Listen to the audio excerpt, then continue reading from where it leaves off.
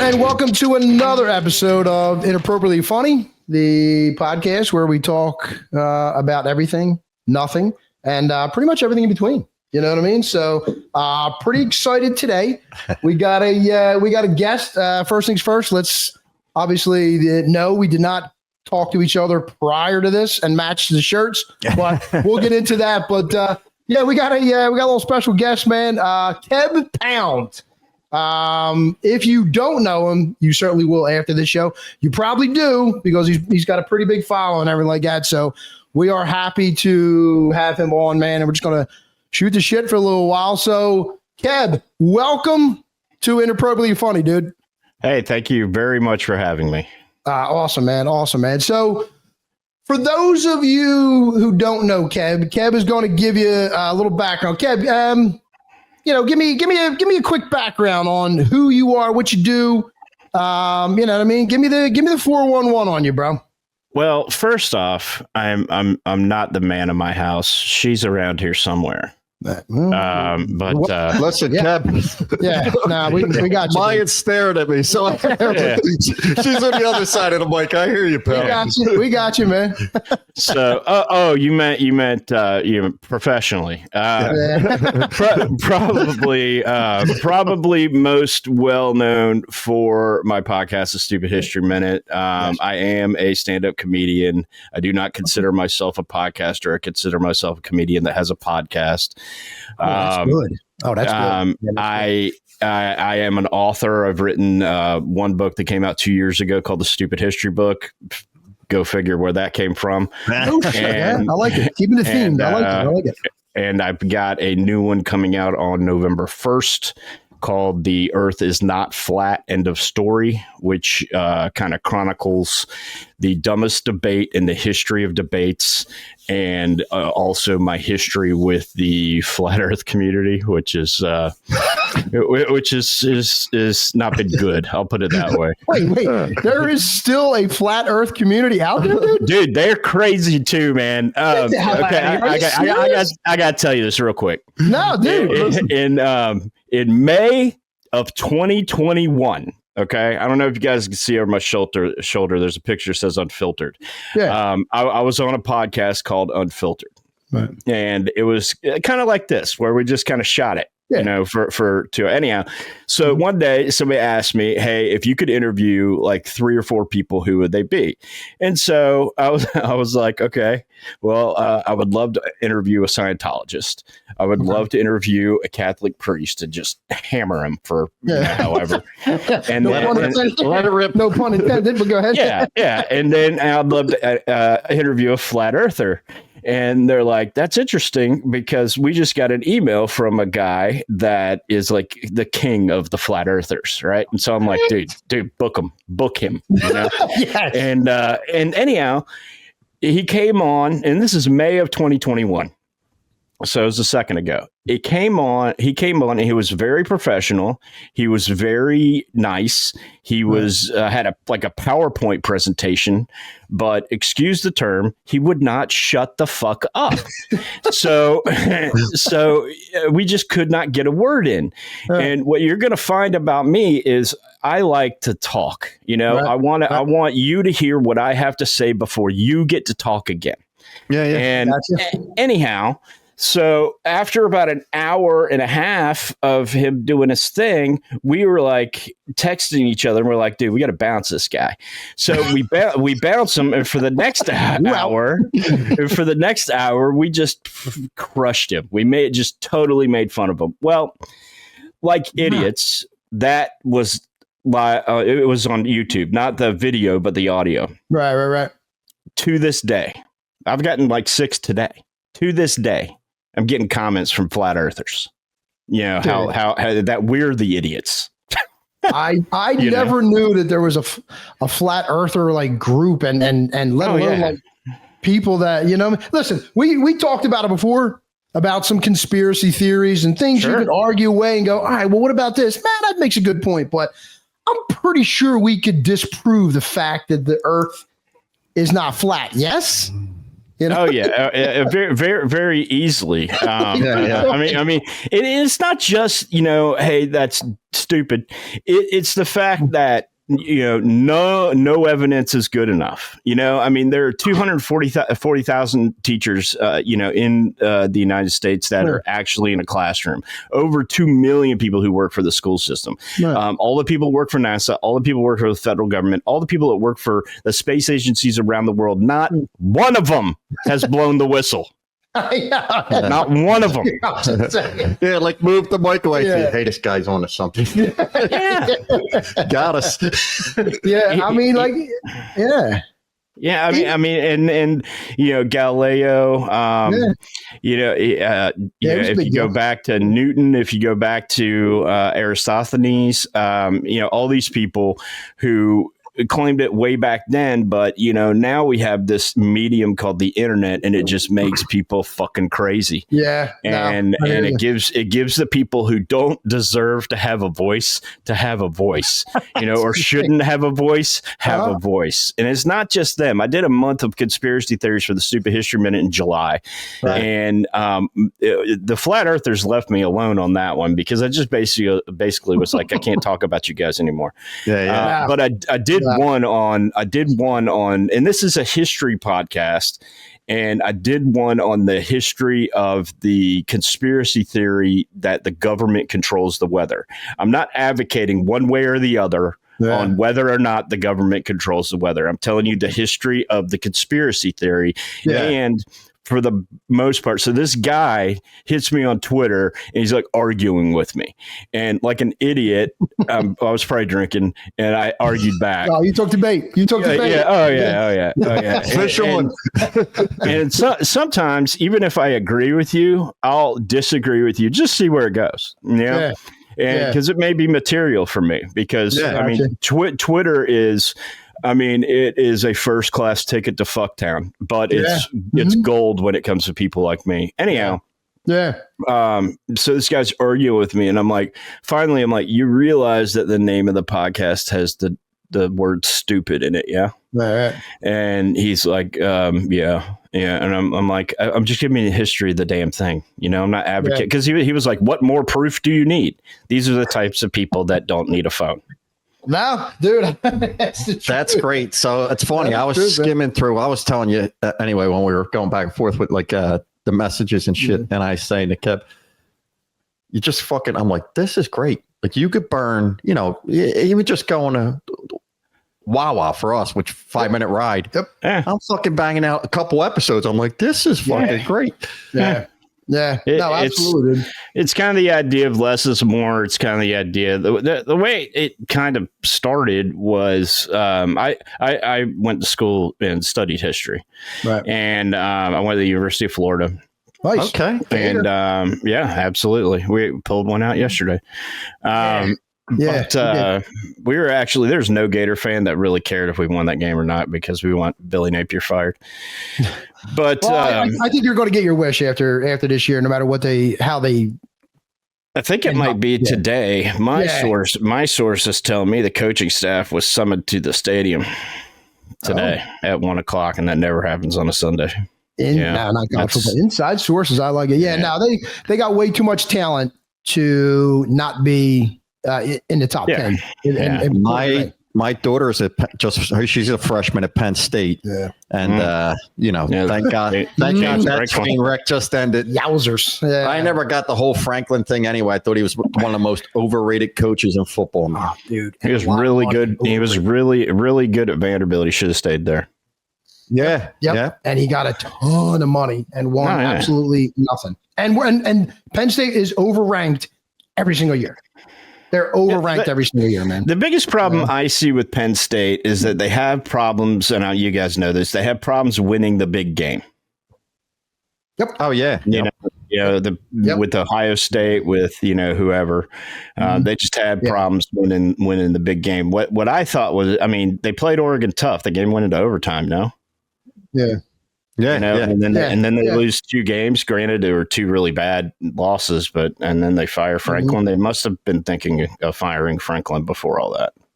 Yeah, I think he was. I think he had a short leash going into this year. You know what I mean? It's like, all right, this is going to be his last year. And then, the wheels came off, truck started leaking oil, and they were like, all right, let's just do it now so we don't lose that recruiting class of next year and see what we got. You know what I mean? So, which you can do. It's easy to do that, But so go ahead, Kev. I'm sorry. We thought. Oh, no, you're good. You're good. Anyhow, I studied history, and I listened to all these history podcasts. And I was listening to one. This is back in 21, called Hardcore History, and it was really long.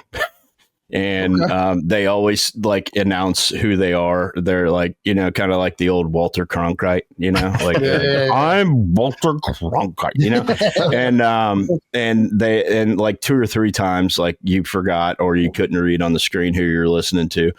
And it was just how many times do we have to beat to death the JFK assassination? Yep. So I looked at my wife and I'm like, I was on Unfiltered. And I wanted to do something that my kids could listen to, and they were teenagers at the time, and so it maybe they could help with. And so I want to do something clean. The way that comedy is kind of going is a clean route. That's kind of way Gotcha.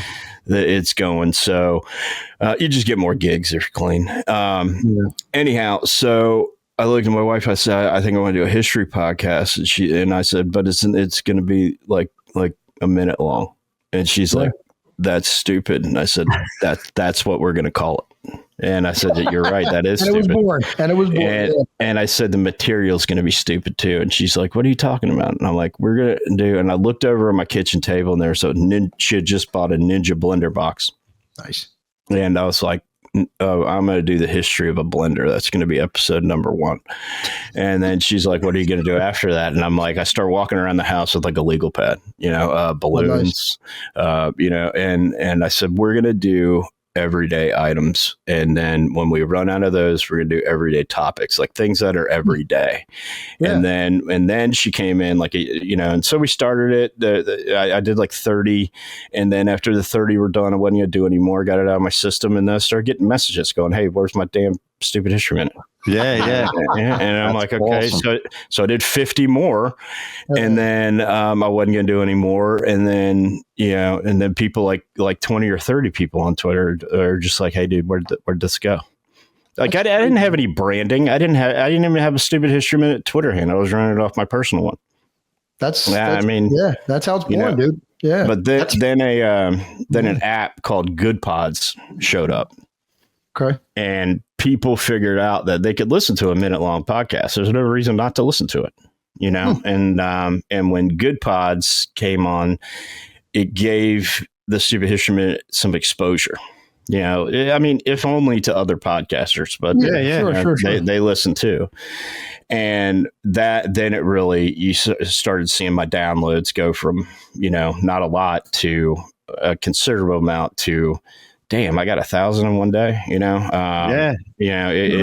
went up. It went up considerably to where I could build a real audience. And when I say build a real audience, I mean, not just having other podcasters listen to me, having loyal listeners who subscribe and, want to listen to you every day. It's quick. It gets to the point and you're out of there. That's like Bill's sex life. Yeah, you know what I mean? The 1 minute sex life. That's what foreplay, a lot of shit goes on. That's what his wife says. It's quick, it's easy, and we're out of there. Beautiful. Yeah. It's relatively painless. Oh yeah, it is. Woo. If you would have asked me, would there have been what I thought we'd be sitting at 1,200 episodes? Probably not. Wow. I don't think I've ever committed to anything. I mean, I'm on my second marriage, so I don't think I've ever committed to anything that long. You ain't a quitter though. You ain't a fucking quitter. I love that. But now let that horse buck you. But now it's become like a brand. So I mean, we got merch. You got to talk to schools, and it's kind of flipped the script. I mean, if you Google me, it's all it is Stupid History Minute. Yeah, it's awesome. Yeah, that's cool. Now, so I mean, so did the Stupid History Minute start prior? Because I know you said you do some stand up comedy and all that stuff. Like what came first, man? The chicken or the egg? The stand up. I've been doing stand up since 2006.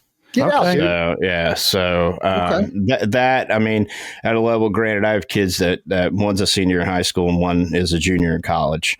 Really? So for a lot of that time, you know, having small children and then even into 12, 13 and then teenage years, it's not really conducive to go out every night and hit a stage.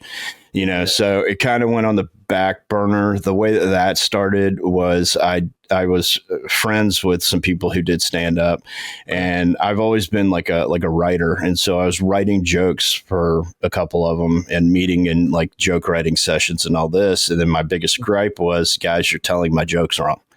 And they're like, well, why don't you shut the fuck up and get the fuck up there and do it? And I'm like, okay, where's the bar? Because I need a beer. Yeah. And I mean, the first time I bombed heavily, but I did get some laugh breaks. It's kind of like, do you guys play golf? Yeah. Oh yeah. Okay. Yeah. So like, you know, when you get like somebody who is like new at playing golf, but they'll hit that one shot that'll bring them back. Yep. You know, that's kind of like getting a laugh on stage your first time. You know, you can tell one joke that gets that laugh and you're like, whoa, somebody thought that something I wrote's funny. Yeah. You know, and so, you know, and you get up there and you figure out a persona, you know, for yourself. And it's funny when you do it over the amount of time that I have, how your style and your humor change just with life experience. Yeah. You know, and how, you know, your outlook. I mean, you know, when I started, you had to have one of those little click counters of how many times I said the F word. Yeah. Now I maybe once, maybe twice, in a 30-minute set, maybe. Okay. Yeah, because it's just not needed, the writing skills and just I don't like sit down and like write jokes. I just kind of tell story. I'm more of a storyteller. But I've kind of graduated a lot of telling like stuff that's happened in my life because you know, if you go see a stand up, anybody could tell a Biden or Trump joke, you know, but the reason that people will come and see you is only tell you know your story and stuff that's affected you. Now, if it's relatable, you know, that you know, that's great. Like, you know, I mean, if you get home from work and you're moving around the house all night doing whatever, and your wife is not really saying much to you, and then you lay down to go to sleep, and she waits till you're 75% asleep to ask you questions that are important. You know, why couldn't you ask me this at 8? You know, I mean, just things like that. My daughter turned to me one day and she's like, I don't think I want to have kids. And I said, oh, this should be good. And I said, why? And she goes, because I just think kids are more work than they're worth. And I looked at her, I'm like, yeah, you're right. They are. That's great. Just stuff like that. You know? No, I hear you, man. I hear you. So, so like we were talking about like you got like monthly themes or whatever, right? I mean, now it's more of like, well, at the beginning, if you look at like the structure of a year towards the beginning of the year, it's more, we do a guest host month in January. That's actually sign up sheets going out for that in the way that kind of works is invitations from people who have done it previous year and the network that I'm a part of. They get invited first to sign up, and then they've been kind of dragging their feet though. So it's going out to the masses tomorrow. Okay. Nice. My social media person's going to put it out to the masses tomorrow. Well, cool, man. So, and yes, I do have a social media person, but if you DM me, you're actually talking to me. Gotcha. They will let me know that, but if you ever, they will let me know I have a DM. But if you ever notice my tweets, especially the daily episode, go out at like 6:45 in the morning, and I'm sorry, I'm not awake then. Yeah, I was going to think, I'm in for you, buddy. You know, but so you have that theme of the guest host month, where let other podcasters who I know, which are a ton of them, they actually do a Stupid History Minute on something. We do the research. We'll write a script for you. Okay. Just record it, send it back, and then it does every January. It's incredible. Last 2 years that we've done it have been incredibly popular. It's a lot of fun. It's a lot of fun to see what people come up with. The reason we ask them to pick 3 because we got to make sure we haven't done it again. If you've looked at the catalog of Stupid History Minute, we have never done the same thing twice. Yeah. And that's difficult to do with 1,200. So anyhow, so at the beginning of the year, though, like February, March, April is a lot of like random months. And then you get into the summer to where listenership just across the board in podcasting in general just goes down. Right. So 2 years ago, we started doing these themes, and then that gets into, October. Now we got to do something spooky. And then November to me is like the worst month ever because you can't really, like last year, I think I did the history of all the airports and you can't really, what are you going to do? The history of mashed potatoes? It's like a Thanksgiving theme. The history of turkey, like, woo, I just, what are you going to do there? Yeah. I like turkey and mashed potatoes though. I'm just saying. Every father's grandfather, male, if they say that Thanksgiving isn't their favorite holiday, they're lying. Oh yeah. Yeah. It's the best. Football and food. Yeah, forget it. Yeah. It's a wrap. Yeah. No, absolutely. But the themes are fun. We'll get back to, if we do too many in a row, we have a core listenership that thinks we care about their opinion, which we do. But they'll let us know, hey, can we get back to random stuff? Yeah. And then we'll get back to random stuff. But the year's planned out. Like I already have 2026 planned out. No shit. Yeah. Wow. So, and not just the themes. I don't even know what I'm going to do with 5 minutes ago now, dude. But good for you, man. Good for you. Yeah. Well, I keep a pretty tight schedule. Yeah. So when it comes to the thing that basically the entire brand is based on, I take it very seriously. And I like to, be planned out. I don't like to be rushed or think on the fly or anything like that. And I learned that in 2024, I was taken to the hospital pretty abruptly. And then the next day I was supposed to have a recording session. So we went dark for like a week, which I did not care for. Yeah. No, absolutely. Well, hopefully everything's all right now in your world, bro. You know what I mean? So good for you, dude. I'm not dead yet. Well, I can see that. Well done. Yeah. Well done, man. Yeah. So what else do you do, Keb? All right, first the kid. So do you want to be called like Keb Pound? Like you got a brand? It's Keb is fine. Keb's cool, man. It was Keb. Okay, I'll tell you the origin of the name. That was easy. For Christ, I didn't have to coax it out of you. All right. Kev is not my. I'm overly honest. That's why people don't be. Hey, what do you think of this? So you don't ask me that. Anyhow, so. The Keb is not my given name. It's a nickname. Now everybody calls me it, unless you're my mother. She refuses to call me it, but she appreciates it that I do it. And the reason I go by it is because when I started doing stand up, I was actually going by my government name, which is Kevin, and it was kind of rough, And she's like, I don't want that associated. And so I just went like one name, Keb, like I was freaking Sting, And Jesus Prince, Keb, and anyhow, so I did that for the longest time, and then they're like, you're like really famous people do that, and then I'm like, okay. And then they're like, you need to associate and then just Keb Pound kind of rolled off the tongue, fine.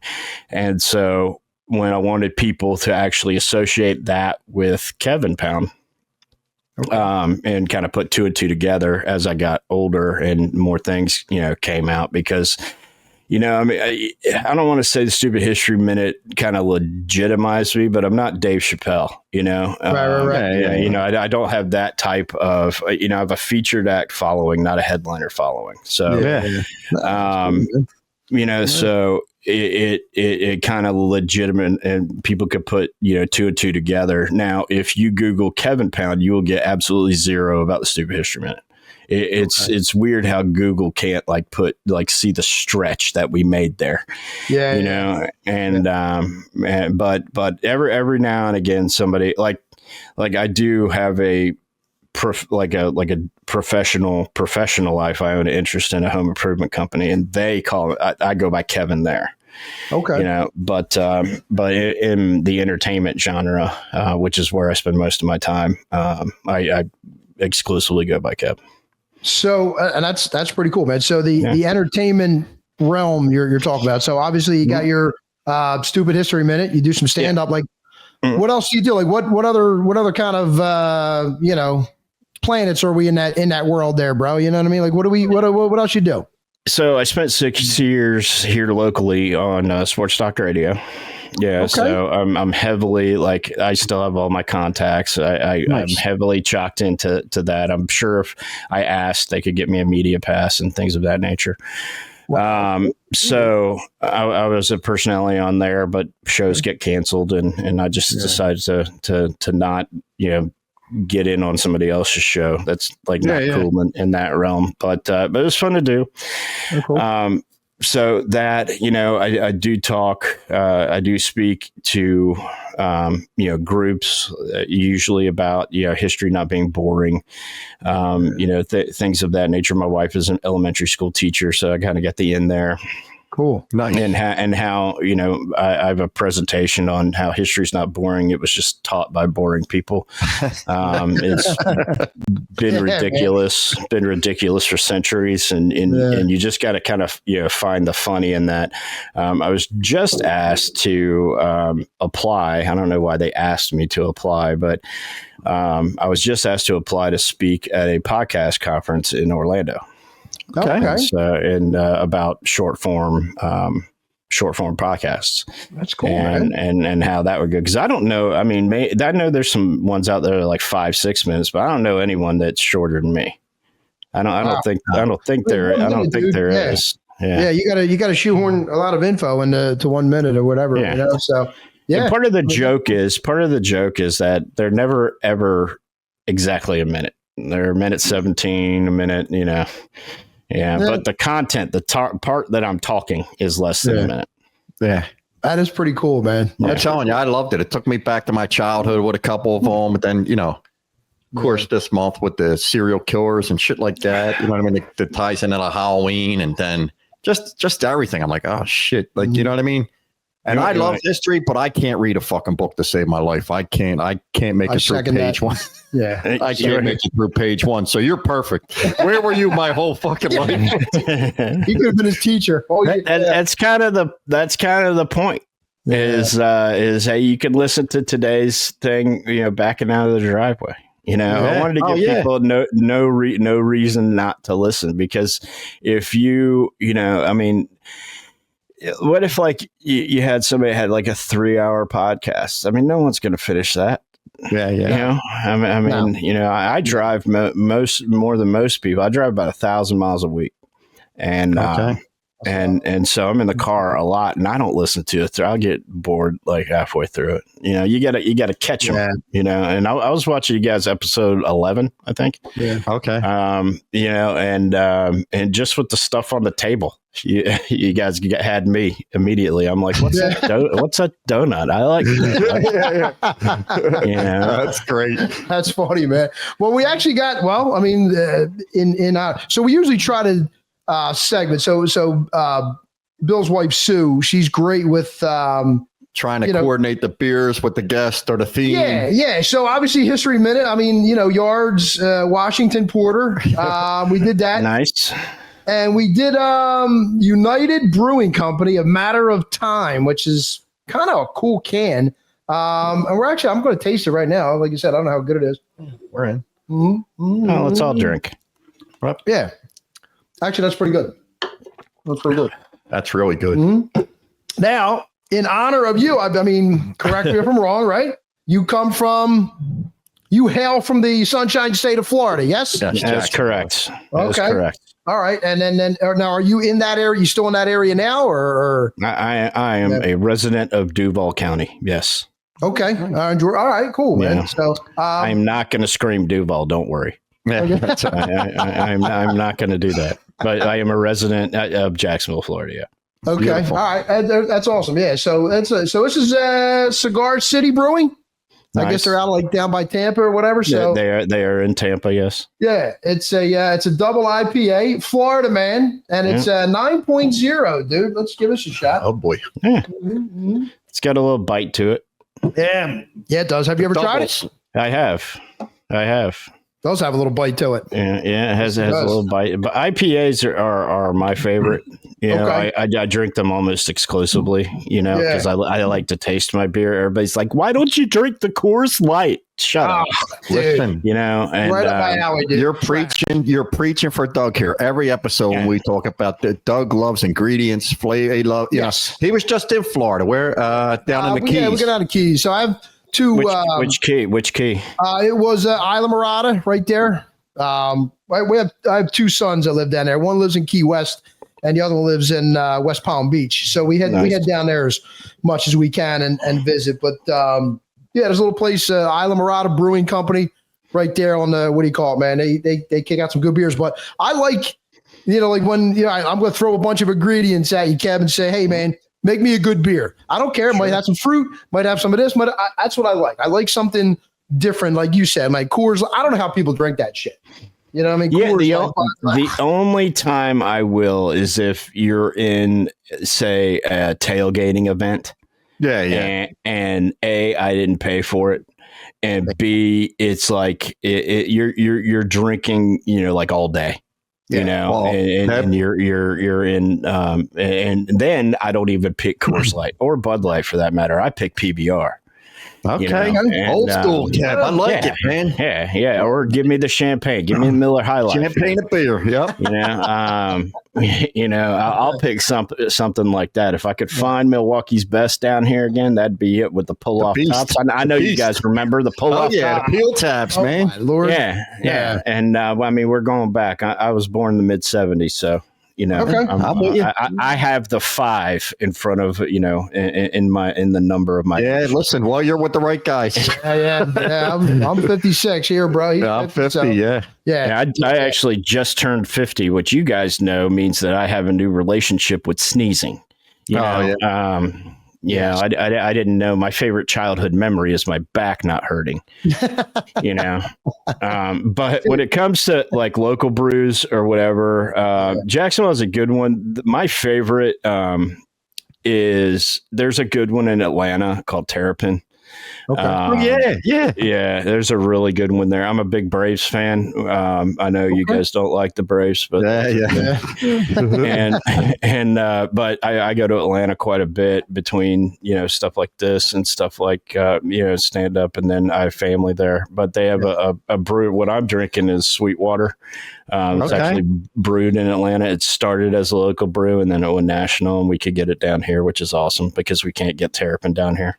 I want to see. I want to say we get that. I have seen that in local beer distributors. Terrapin. What, Terrapin or and Sweetwater? Sweetwater.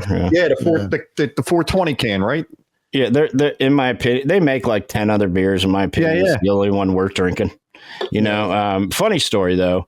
I went to the Sweetwater Brewery in Atlanta a couple of years ago, and me and my wife go over there, and we go into their tap room, and the bartender's like, we have 40 beers here that we only sell here. We don't sell in stores. So which one do you want to try? And I looked at my wife, and my wife just looked at the guy and goes, all of them.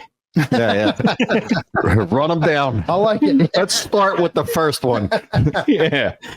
So it's just like, just keep bringing flights. Just keep bringing them, exactly, man. Very nice. We were just talking. My son and I were just talking about we're watching baseball and everything like that. The playoffs now, and and we were talking about like the pitching and all that stuff. And I think the Atlanta Braves back in the day, we were talking about Glavine, Smoltz. You know what I mean? Like, I think I think John Smoltz does a great job. I don't know if you listen, watch baseball right now or listen. I do. I think John Smoltz does a great job of announcing, man. I think he's great for the casual listener as well as like the diehard baseball fan. I think he does a good job. But we were talking about like that pitching staff. Remember? I mean, it was the great Smoltz and Maddox. Maybe the greatest ever assembled. Dude. And Maddox might have been one of the greatest pitchers ever. That probably didn't throw over 90 miles an hour. You know what I mean? Yeah. And called his own pitches.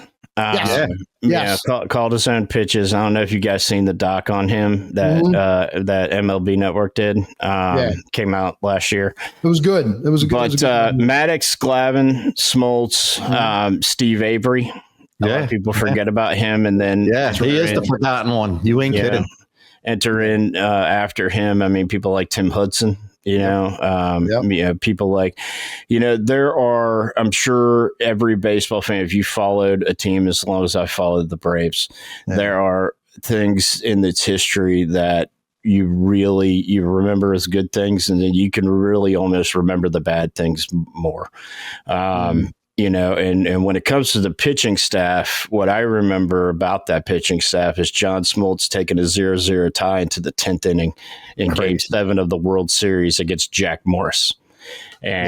And when my son asked me, what do you think is the best baseball game ever? I always bring that one. I said, name another one, and I had a friend in college who hated baseball. And I said, why did you hate baseball? He's like, because when the ultimate game is when nothing happens. And I said, to a true baseball fan, that's everything, and I'm sure you guys remember, years after that, a guy named Roy Halladay.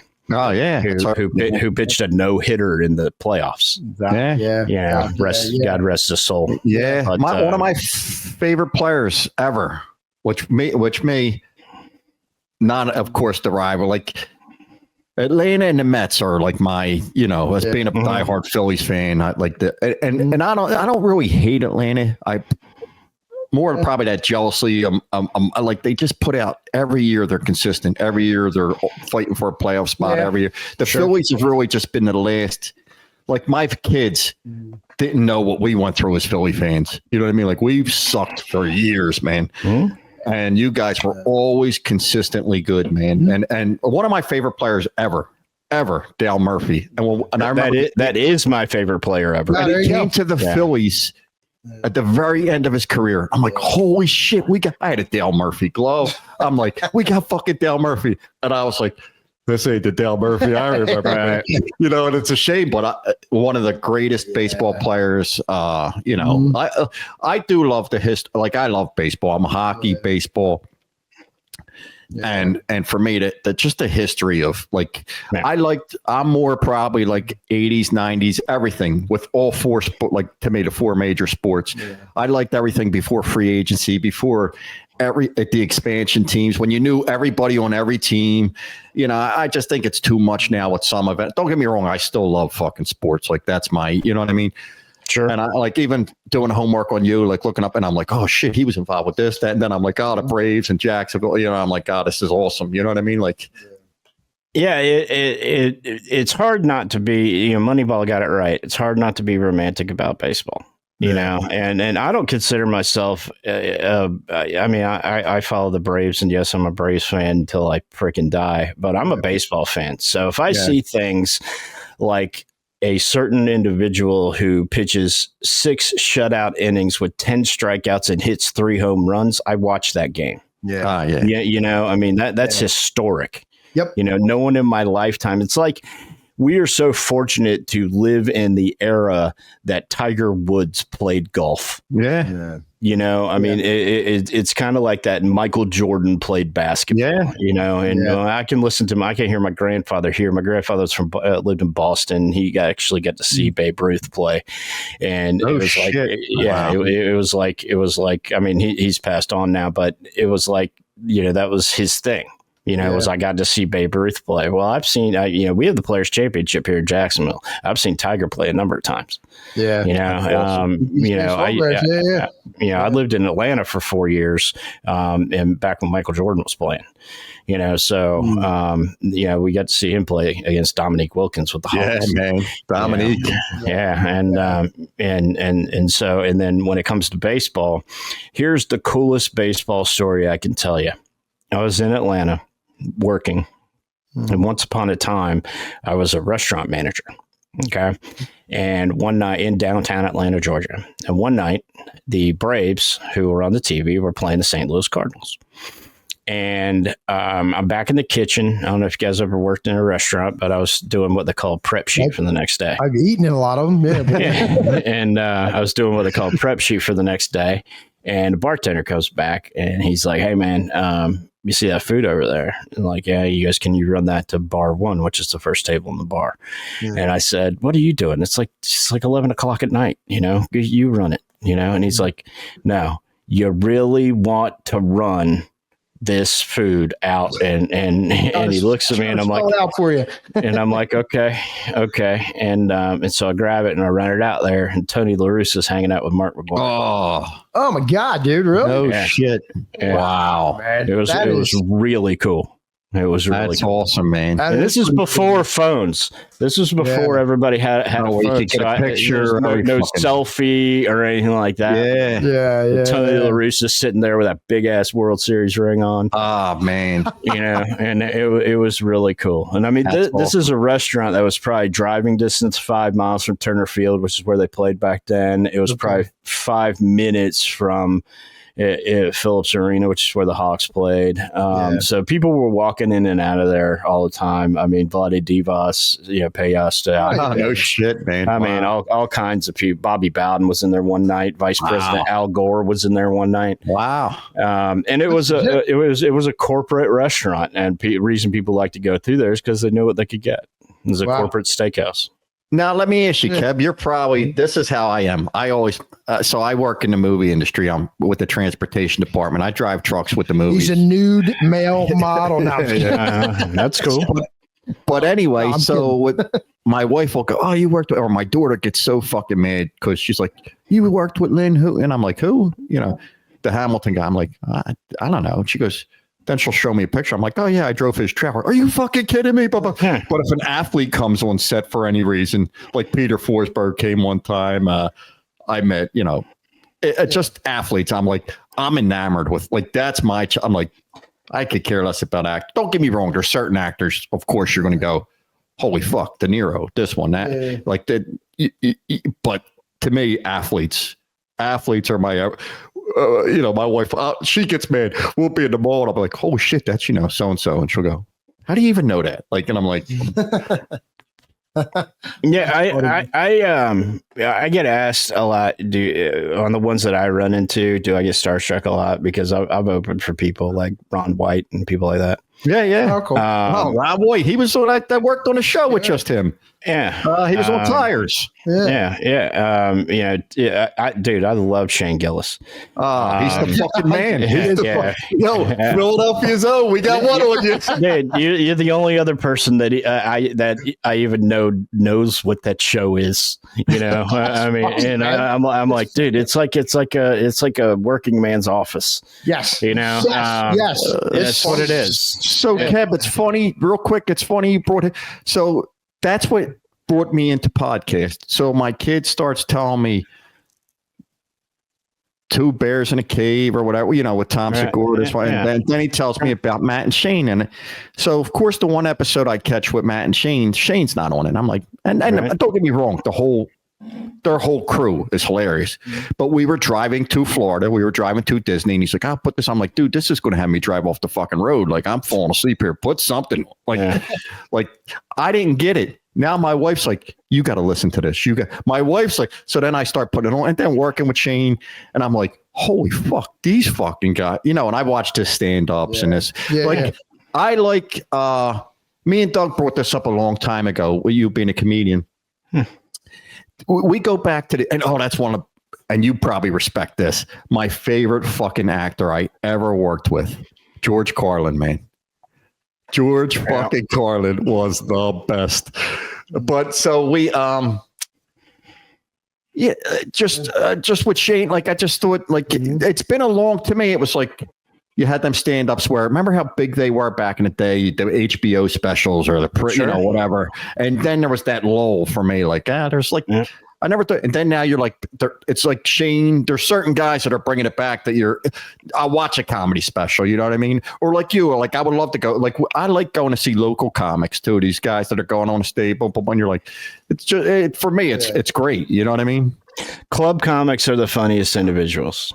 Okay, I mean, not to say anything bad about, Gillis and Bargatze and but club comics, because they have no reason to watch what they say. And I'm not talking about, when I say that, I'm not talking about cursing or swearing or anything like that, but everything in general. But edgy comedy, and because it's the last bastion of free speech that we have, it's they're not so much, they might be like, protecting, their brand, but maybe their brand is, like in my act, I went to religious school for 13 years. So I talk a lot about that.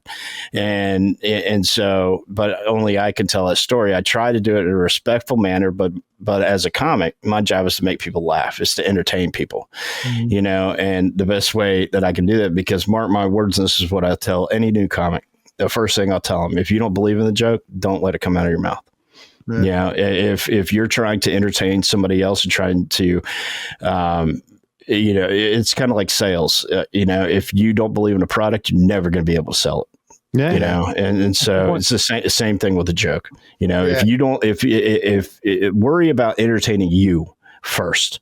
And then, because you'll have more fun doing it, you'll be like, man, I can't wait to tell this joke. And then the worst thing you have to worry about is rushing through it, and if that's your biggest problem, then you're good. And when I finally figured that out, and I didn't have anybody to go, hey, look, you should probably do that, because, especially in the open mic realm, it's very competitive. People are like, screw you. I'm funnier than you. I should get opportunities. It's not like the podcast community. Like, the indie podcast community is incredibly helpful. At least I've found. They're incredibly helpful, especially if you get into, a network like we were, fortunate enough to do.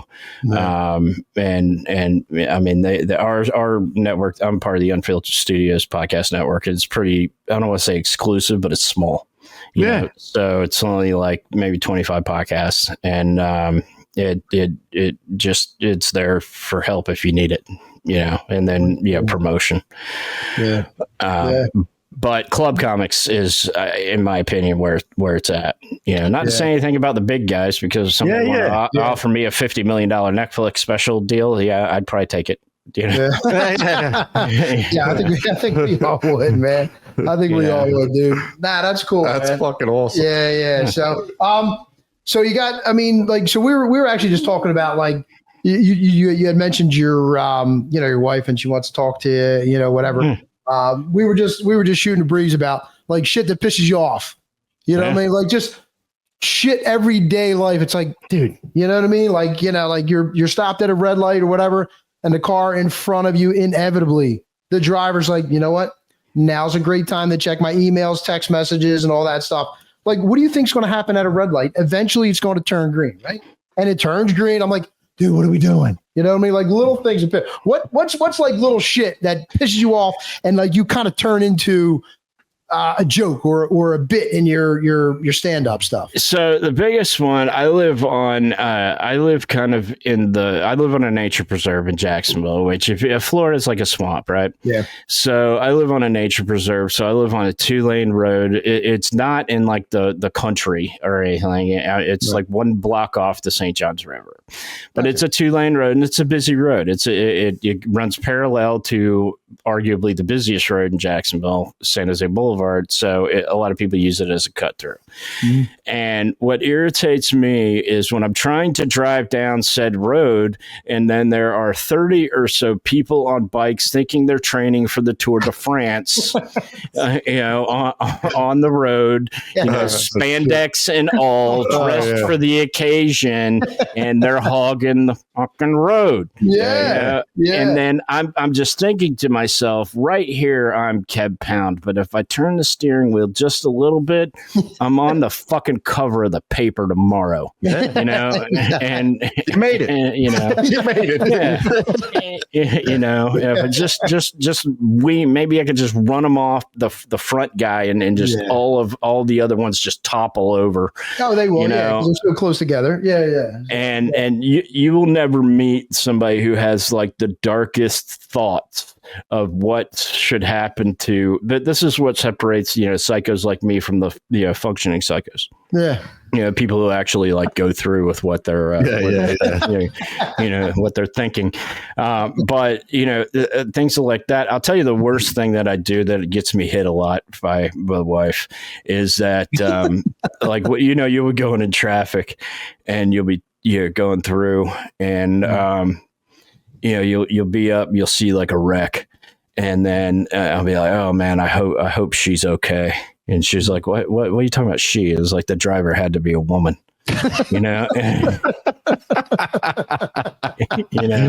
Oh, that's fucking awesome. Yeah. And I'll just say it nonchalantly, like, she had to be okay. I'll tell you one thing that pisses me off though, man, is you could tell a lot about somebody by where they leave their grocery cart.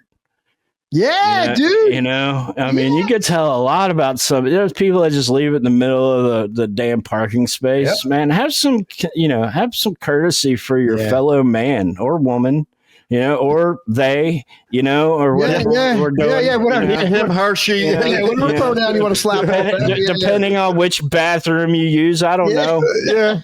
Man, I'm Gen X. I don't know all these new terms. Listen, we're all in the same realm with that.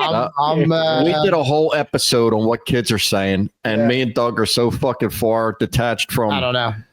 From the stuff what it meant when we were kids, us three, as opposed to what it means now. It's fucking, but it's funny you say that about the shopping market. I just seen a woman, some guy left his card out in the thing. The woman pushed it right behind the thing. So the guy starts backing up. Of course, he sees the light on the camera. The thing starts beeping. He gets out, moves it. She's hiding behind his car, gets out, puts it back as he starts backing up. Stops again. So this happens 3 times in a row. And finally, the guy, he catches her. Yeah. And he goes, I get it. Pushes the cart, puts it away. You know what I mean? They actually, I think they did a study. That exact thing you're talking about, Keb, is, they follow the people around who didn't put their carts away. Then they asked them a bunch of questions that kind of gauged what kind of people they were. And it was amazing. You could absolutely see the correlation. I'm like, dude, it just, but little shit that pisses you off. You know what I mean? Or people, when they're running into a store and they're always talking on their phone, like, bro, you're not a doctor. Say, hey, let me call you back. I'm running into the store. I'm going to grab a sandwich. I'll be right out. I'll call you back. Give me 5 minutes. And it's just so annoying, dude. Just little shit that pisses you off. I was in the doctor's office. Okay. And this lady's not only on her phone, but she's on speaker. Nice. Okay. Nice. Yeah. And so what I started doing was answering the person who's on the phone questions. That's what I started doing. And I was just like, and then the lady's like, can you shut up? I said, can you take a call outside? Boy. And then I was in line. We have a grocery store down here called Publix. It's Publix. We have Publix. What do you guys have? What is it called? Giant Eagle up there? We have Giant. We have ShopRite, Acme. Yeah, Wegmans. Nothing like Publix. But Publix is great. Yeah. My wife is from Pittsburgh, so okay, all right. So I'm pretty familiar with the lingo Brand. up there. Yeah. And anyhow, so you speak Bill a little bit. You speak Bill a little bit. Like, when you ever went back and listen to our podcast, you're like, what the fuck is the little one saying? But like I know what a Wawa is. Oh, that Okay. a boy. There you go. Well, you're a local legend now, Kev. Yeah. And I'll tell you, Wawa, good pretzels. Yeah. But I'm in Publix, and not the person in front of me, but I'm in the 10 items or less, right? Yeah. And not the person in front of me, but the old lady who needs to have supervision in front of that person. Right. And she has like 26 items, right? Because she thinks that the 15 yogurts she has is one item. That's just yogurt, right? So the guy in front of me, who is probably from Queens, he talked like fucking Rocky. Yeah. And yes, I know that's Philly, but I mean, that just Sorry, we get it. You know. It's the area. It's the Northeast. Yeah. Right. So he calls her out on it. And she's like, well, you can extend an old lady some courtesy. He's like, well, you can extend somebody who's late some courtesy, and go in the other fucking lane, and then he asks me, he goes, what do you think of that? And I was just like, you don't want to ask me that. And remember, I prefaced this earlier with "Don't ask me what I think." Yeah. What do you ask me think? And I said, I just think she had. We should let her do it because she might be late for her appointment at the funeral home. and he looks at me and he's like, "I like you." Yeah. Then you said, "Well, good. Follow me at Keb Pound." Yeah. Slide a business card in his pocket. Why do you say that? This Friday I'm going to be at. Oh shit! Oh, that's great, man. So things like that. The grocery cart thing drives me crazy because my first job was a bag boy at Publix.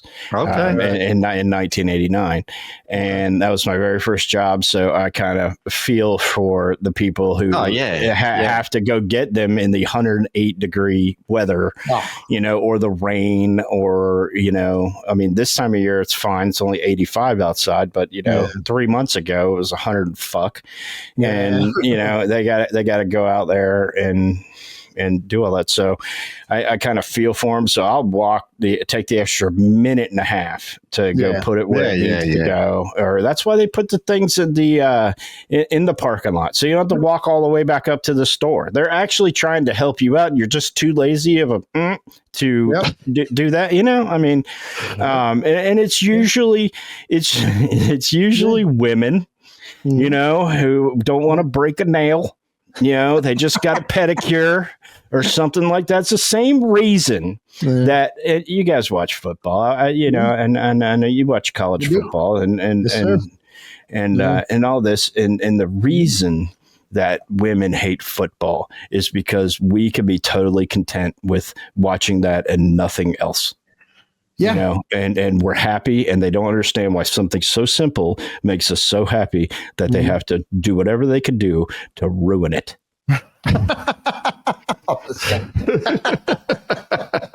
That's the truth, man. We're simple creatures. Yeah. And everybody right now, if they're listening to this with their wife, the guy's looking over. He's not laughing because but he knows I'm right.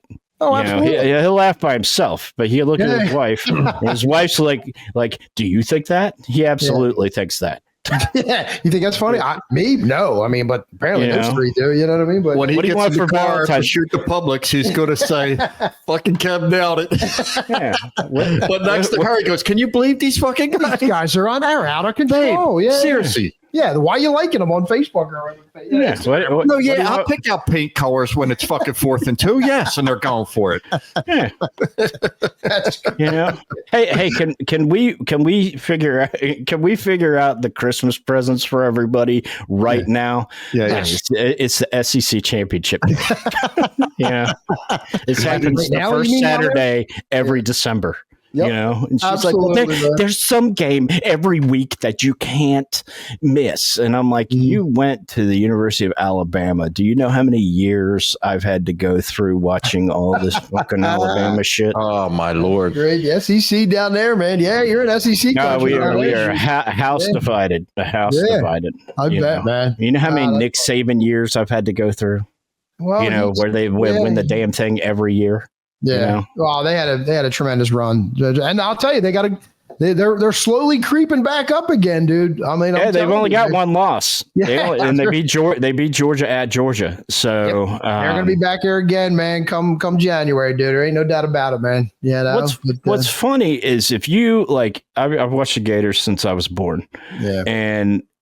But like you get somebody else in your house that like looks like watches like another team, you slowly become interested. Like I'll give you an example. Jags, I've watched every down of every game since they've been in existence. Okay, right. I'm born and raised Jacksonville, but since I've been married or living, I mean, I've lived with my wife for over 10 years. We've been married for 7, and she's a huge Steelers fan. So I get interested. Gotcha. And the reason I get interested is because the Steelers, and this is bullshit, have like 19 primetime games every year. Mm-hmm. Oh yeah. You know, Jacksonville has 1 every 5 years, Yeah. And anyhow, but you slowly become interested. Now, there is only one team that's ever gone into, and I remind my wife of this all the time, there's only one team that's ever gone into Pittsburgh in the same season and beat them twice. And this team has done it twice, and that team is the Jacksonville Jaguars. Well, there you go. There you go, man. That's awesome, dude. Yeah. No, absolutely, man. Well, listen, yeah, it's been a great time having you on. It's been great. You're welcome back anytime.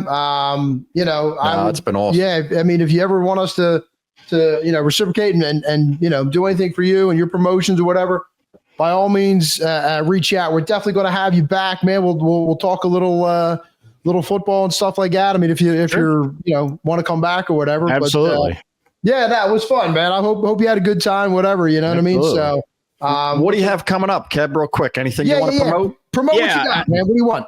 I do have a book coming out on November 1st. Again, It's called, here's a copy of it right here. It's called The Earth is Not Flat, End of Story. Okay. Now, can you get that on Amazon? Where can you get it? You can get an author signed copy. It's stupidhistory.net. If you just want the book, you can get it on Amazon. You can get it at Books, Barnes & Noble. There are a ton of places that you can get it. All right, for you, dude. My distributor. But yeah, Amazon's one of them.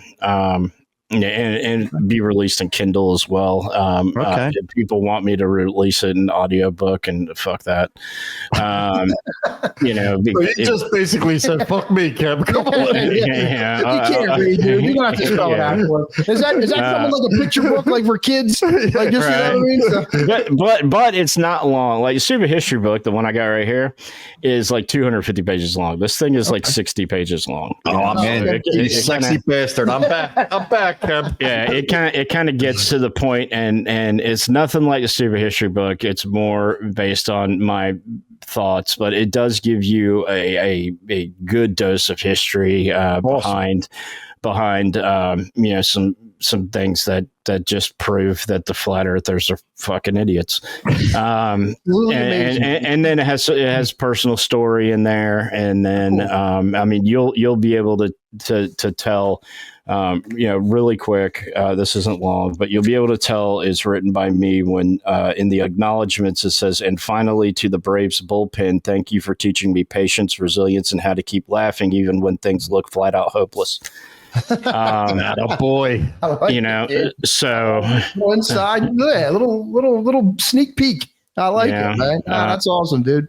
Yeah. And to couple with that, the next series, you're the first guys I've told this to, the next series on the Stupid History Minute, to couple with that book coming out, we're going to do a month in November of literary legends. So the biggest novels ever written in the world, the 31 biggest novels. So, and the history thereof.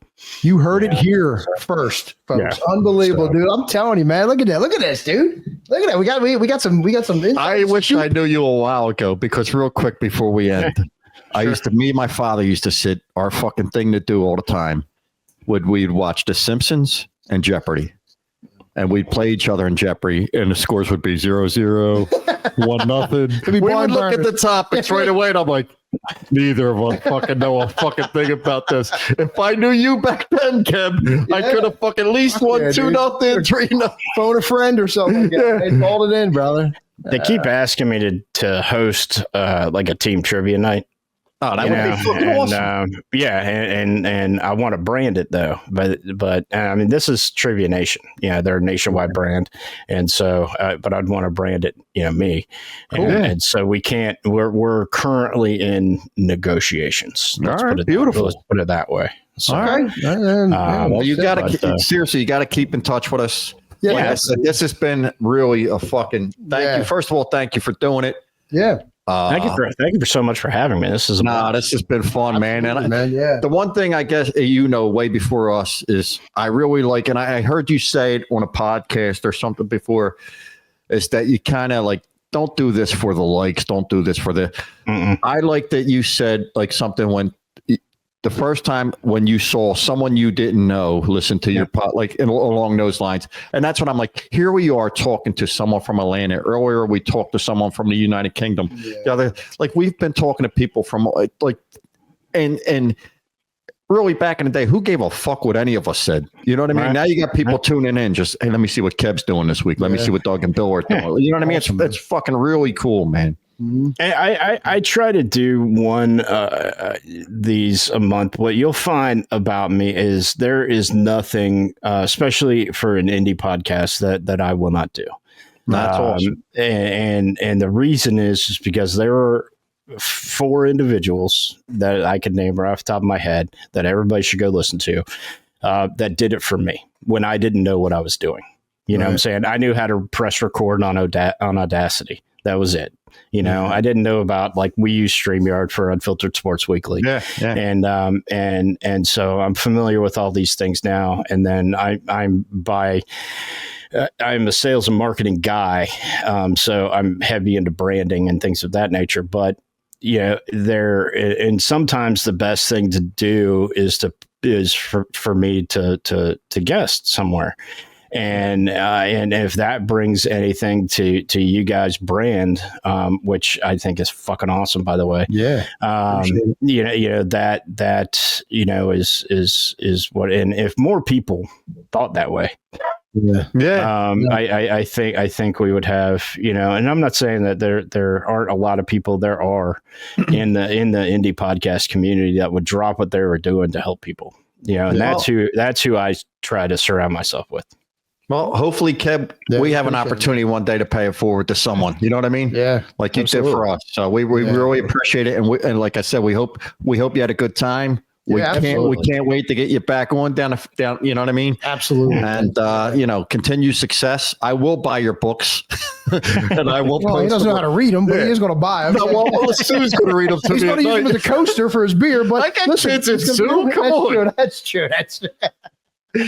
But Keb, it really has been a pleasure, man. We really appreciate it. Yeah, absolutely, dude. Like I said, anything we can do for you, let me know, man. But like I said, everybody check out Keb Pound, man, and great guy. Like you said, little insights there. He's got his, he's got his hand in a little bit of everything, man. Which I love. I mean, that's a man after my own heart, man. But yeah, dude, we really appreciate it, man. So thankful for you for coming on, man. And it's the first time, but it ain't going to be the last, man. We appreciate it. Again, thank you so much for having me. No worries. Raise them up, Keb. One more for the road, my friend. All right, man. There you go. Take it easy, Keb. Thank you, pal. Keb Pound.